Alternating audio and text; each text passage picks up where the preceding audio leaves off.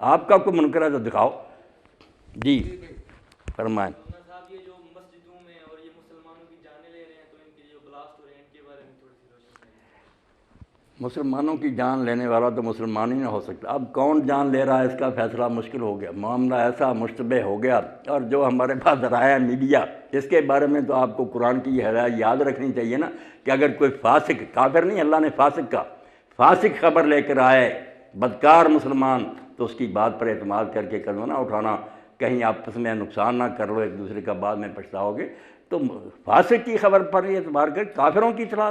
کہ وہ کہتے ہیں مسلمان یہ کر رہے ہیں، خدا کے لیے اس پر اعتبار نہ کریں، کوئی مسلمان یہ کام نہیں کرتا، یہ ان کے اپنے ایجنٹ ہی کرتے ہیں، امریکہ اور بھارت اور اسرائیل کے، ان کے یہاں پیسے کھاتے ہیں، کرتے ہیں، نام نیک لوگوں کا بدنام کرتے ہیں۔ اور جو کہتے ہیں طالبان نے ذمہ داری لے لی، بالکل جھوٹ بولتے ہیں، طالبان کو کیا ضرورت ہے ذمہ داری لینے کی؟ وہ تو اعلان کرتے رہتے ہیں کہ ہم بیزار ہیں، ہم عورتوں اور بچوں پر، مسجدوں پر حملے نہیں کرتے، مگر یہ جھوٹی اطلاعات دے کر ہمیں گمراہ کر رہے ہیں۔ مسلمان کا بچہ کبھی بھی نہیں کر سکتا کہ نمازیں پڑھ رہے ہیں تو بم برسا دے، کیونکہ ایسا کرے گا۔ سر اسی بارے میں ایک سوال ہے کہ اگر کہتے ہیں کہ جناب مسجد میں ہمیں خطرہ ہے کہ جناب یہاں اتنا رش ہے تو یہاں خودکش دھماکہ ہو جائے گا، تو اگر آپ کے ماں باپ ہمارے کہیں کہ جناب آپ یہاں جامعہ مسجد میں جمعہ نہ پڑھو، حالانکہ ہے کہ مسجد ہم جامعہ میں پڑھیں،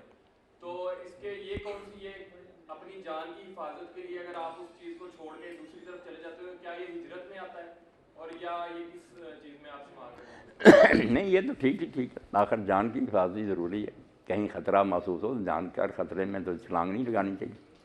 مگر یہ قیامت آ گئی نا، کیا ہم پولیس کی نگرانی میں جمعے پڑھتے ہیں، اس کی حفاظت میں عیدیں پڑھتے ہیں؟ برطانوی دور میں نہیں ہوا تھا جب کفر کی حکومت، انڈیا میں نہیں ہوتا، یہ مسلمان ملک میں ان لوگوں نے یہ حال کر دیا۔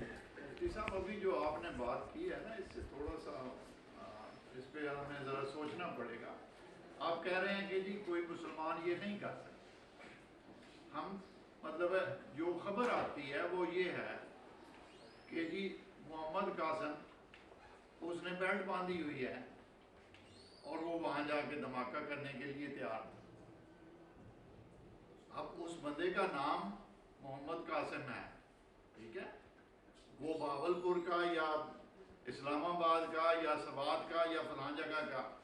تو پھر ہم کیسے کہہ سکتے ہیں کہ یہ ایجنٹ ہے یا جو بھی ہے؟ مطلب ہے کہ نہیں ڈاکٹر اس صاحب کے جی، اندر جو بھی غصہ ہے یا جو بھی اس کا موٹیو ہے،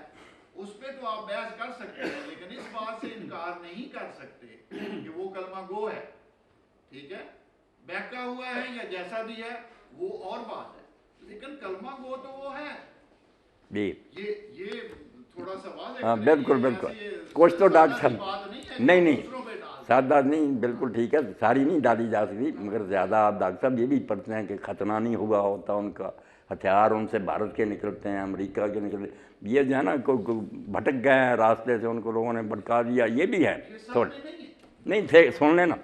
یہ حملہ کریں گے تو فوج کے جو ہے نا ہیڈ کوارٹر وغیرہ وہاں جو کرتے ہیں وہ ماننے والی بات ہے کہ یہ جو ان پر حملے کر رہے ہیں، وہاں بم برسا رہے ہیں اور مسجد بھی شہید کی، وہ لوگ انتقام کے طور پر کریں، جس کو وہ قبول بھی کرتے ہیں کہ ہم یار کرتے ہیں، ان کو بتاتے ہیں کہ تم ہمیں مارتے تو ہم تمہیں نہیں ماریں گے، مگر یہ مسجدوں وغیرہ پر کر کر ان کی بدنامی کا سامان کرتے ہیں، کیسے کام کرو تاکہ لوگ کہیں یار یہ کیسے دیندار، جو دیندار ہوگا نا صحیح معنوں میں ناراض ہوگا کہ حکومت نے کیوں یار مسجد شہید کی اور بچیاں ماری یا ہم پر کیوں حملے کر رہا ہے، وہ ایسے مقامات پر کرے گا جو فوج کے یا پولیس کے ہوں گے، ان سے تو وہ ناراض ہو سکتا، مگر مسجد سے اس کی کیا ناراضگی ہو سکتی، وہاں جو کرتے ہیں وہ بالکل پکڑے جاتے ہیں، بعد میں یہ چھوڑ دیں یا پردہ ڈال دیں، ان کی مجبوریاں ہوتے وہ بھارت اور امریکہ کی، جو بگڑے ہوئے ہیں اگر انہوں نے غلط سمجھا وہ بھی غلط کر رہے ہیں، کسی کو حق نہیں کہ مسلم کو مارے۔